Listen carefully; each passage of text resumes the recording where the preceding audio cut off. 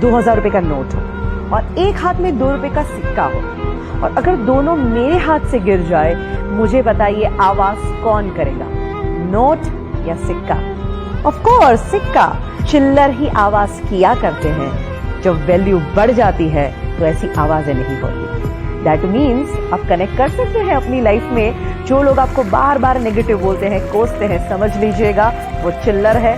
तुम्हें अपना वैल्यू बढ़ाना है। क्रिकेट का खेल चल रहा हो, प्लेयर्स खेल रहे हैं और ऑडियंस चीयर अप कर रही है, चिल्ला रही है, शायद कई बार ताने भी मारती है, सुनाती भी है, आवाज तो करती रहती है। कोई भी खेल में आवाज कौन करता है? प्लेयर्स आवाज करते हैं कि ऑडियंस आवाज करती है?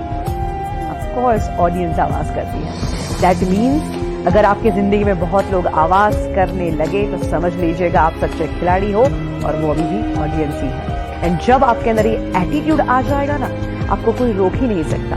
तो आज मैं आपको यही कहना चाहती हूँ कि दिल की आवाज जरूर सुनो, एंड ऑफ कोर्स एक एटीट्यूड अपनाओ जिसे हम कहते हैं नेवर गिव अप। जिंदगी में हार मानो ही नहीं। कितने सारे लोग हैं जिन्होंने इस एटीट्यूड को अपनाया और अपनी लाइफ को चेंज कर दिया। सबसे बड़ा एग्जाम्पल है अब्राहम लिंकन। दोस्तों, उनकी जिंदगी से इतना इंस्पिरेशन मिलता है कि जो बंदा गरीबी में जन्म लेता है, इतनी तकलीफें भुगतता है, इतनी हद तक वो डिप्रेशन में चले गए थे कि कुछ समय तो उनके जीवन का ऐसा बीता कि अगर कहीं चाकू छुरियां हैं तो वो वहां से चले जाते थे, क्योंकि उनको ये डर था कि कभी मैं वो चाकू उठा के अपने आप को मार न दूं। इस टाइप के डिप्रेशन में चले गए। उसके बाद बिजनेस में फेलियर के बाद जब वो पॉलिटिक्स में आए, वहां पे भी क्या हुआ? Continuously failure. बट फिर भी बंदे ने हार नहीं मानी, प्रयत्न करता गया और एक दिन आता है जब वो अमेरिका के प्रेसिडेंट बनते हैं, और ऐसे प्रेसिडेंट जो आज भी लोगों को इन्फ्लुएंस कर रहे हैं। He was the most influencing president ever in USA. He never give up. तो आप क्यों गिव अप करते हैं? हमारे ex president doctor APJ Abdul Kalam, उनकी जिंदगी में से भी बहुत कुछ सीखने जैसी बातें हैं।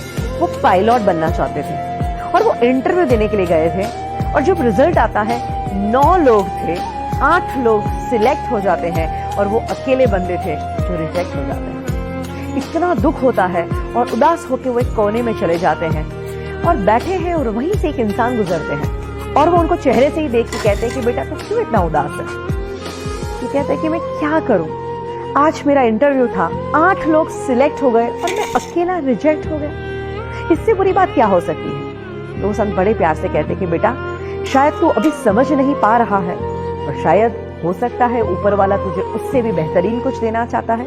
You never give up. ये सलाह उनके मन में बैठ गई और उन्होंने सोचा कि मुझे हार नहीं मानी। उन्हें प्रयत्न करना शुरू कर दिया, और बाकी जो हुआ वो तो इतिहास आप जानते ही हैं। बड़ी घटना घटी जब उन्होंने as a president supersonic plane में ट्रैवल किया, और जब वो लैंड करते हैं वहां पे ढेर सारे पायलट थे जो उनको सैल्यूट कर रहे थे, उनको सलामी दे रहे थे, उनके पद को जो रिस्पेक्ट देते हैं। और सारे पायलट जब उनको सैल्यूट करते हैं तब उन्हें याद आता है कि अगर उस दिन मैं पायलट बन गया होता तो शायद आज का दिन मुझे नहीं मिलता। दैट मीन्स उनके अंदर एटीट्यूड था नेवर गिव अप, और उसी एटीट्यूड ने उनको कहां से कहां पहुंचाया।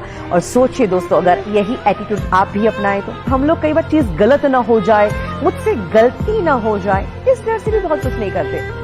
याद रखिए, गलती वही करते हैं जो कुछ करते हैं। तो कुछ करने की हिम्मत रखिए। मेरे पास जब लोग सीखने को आते हैं, हम अपने सेमिनार लेते हैं, वर्कशॉप कंडक्ट करते हैं, और यही एटीट्यूड जब हम लोगों के अंदर जगाते हैं, हमने देखा है इतना ट्रांसफॉर्मेशन आता है।